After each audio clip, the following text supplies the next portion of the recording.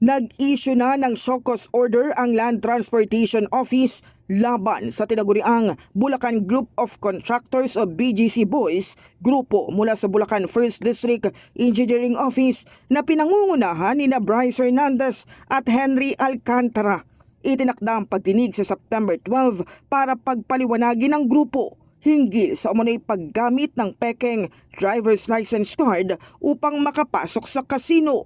Posibleng masampahan ng kasong falsification at paggamit ng pekeng dokumento ang mga sangkot. September 12, yung hearing natin on this, no, pinashowcase natin yung BGC Boys to explain kasi sasampahan din natin ng kaso yan falsification, use of falsified documents and all that. Hindi lang ito simpleng paglabag ayon kay Mendoza dahil kailangan ding matukoy kung saan nanggaling ang mga pekeng ID. Maaari rin daw humantong sa perpetual revocation o tuluyang pagbawi ng kanilang driver's license kung mapatunayang peke nga ang mga lisensya. Well, the minimum is the vocation of yung attempting license nila, yung napila sa traffic, we keep the action. But we did more, kailan namin call the pineke nila for falsification, pero use of falsified document, dun sila pwede.